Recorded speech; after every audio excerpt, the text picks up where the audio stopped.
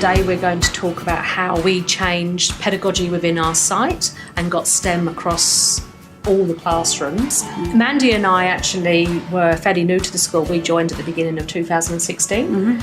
And what we noticed about the site and the teachers was that they were very traditional in classroom setups. We had lots of desks facing the front, the teacher almost hiding in the corner behind the desk. And this was all about control in behaviour. And teachers were really worried, weren't they, Mandy? They were. They didn't think that if they did it any other way, that they'd be able to control the behaviours that would come from the students in the classroom. So there was no student voice influence in learning at all. And in fact, when we joined, there wasn't even an SRC up and running, was there? So It was very traditional, and there was little or no collaboration between teachers. They very much worked in isolation. And for them, it was about, they went into their classroom, closed the door, and in some instances, it was about surviving the day. Yeah. And they absolutely had no idea about STEM and how you teach STEM across the classroom.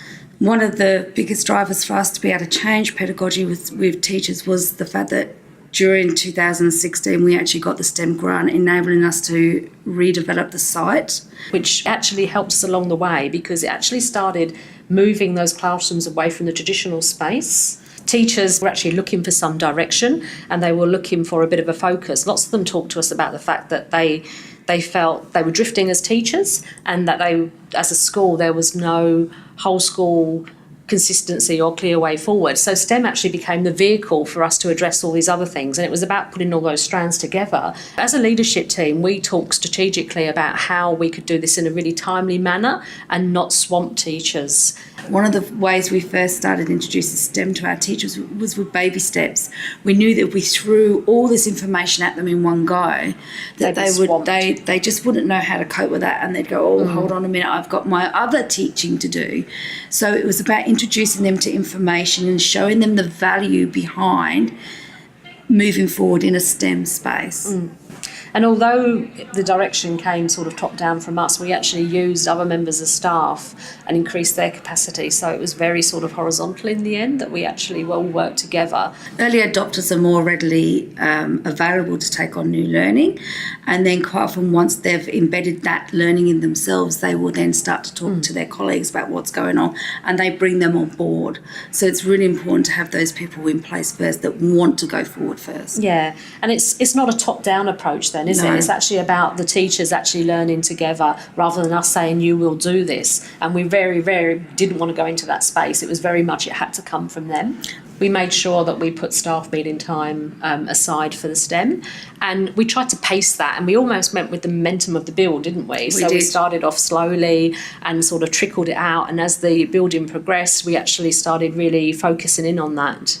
One of our early adopting teachers actually stood up and did some hands-on activities for the rest of our staff, which was really powerful, wasn't it? And their task was to design and build a structure to support a broad bean to survive and mature when planted out in the garden. And for us, it was really important because they actually used those new STEM spaces as students would.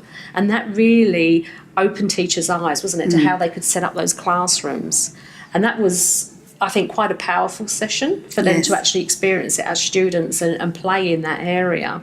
And there was a lot of discussion about, if we're really enjoying this, then our students are actually going to really enjoy this as well. Yeah, absolutely. And then we looked at where this actually fits into the curriculum, and we looked at explicitly, because I think one of the fears for them was that they would teach, and it would be, they'd teach a STEM activity, but it wouldn't be really clear where it fitted in the maths curriculum, where it fitted in the science curriculum. And we used the curriculum areas and the critical and creative thinking continuum to actually pull this together, and they worked collaboratively to look at it.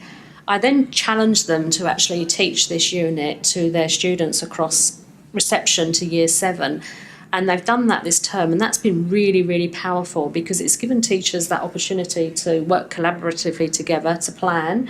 They've built in assessment tasks. They've moderated at the end, so they've got that real clarity over what a C looks like across all year levels. And we've just come through our reporting phase where teachers have been writing reports, and because they were so clear in their planning about what areas of the curriculum they were tackling, it's actually been really easy for them, hasn't it? Yes, it has. Teachers now have multiple opportunities where they can get together within their team and within each other's team and share. We actually timetabled non-instruction time for teachers to actually work together and plan together. They've also got their PLTs where they're sharing best practice with their colleagues. And adding into that, we see great value in including our SSOs. And we've actually timetabled time for them to work with teachers and discuss what they're also seeing and how the students are learning across the site. Yeah. And it's a bit of an interesting situation because you've got the teachers working on one level collaboratively and learning and setting their own goals, and you've also got the students working collaboratively, working together, sharing their own goals. So it's mirror imaging each other, and they're actually learning from each other, which has been really, really powerful. And for us, I think we've also had some what I'd call value-added outcomes. So we've had teachers who've actually really risen into this STEM space, and they've actually gone on to do extra training. So we've had one who's gone in to do and started a postgraduate certificate in STEM. So his knowledge is going to increase tremendously.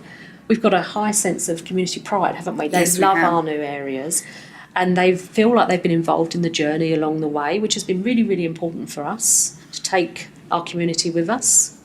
Our initial data tells us that teacher wellbeing is actually much higher.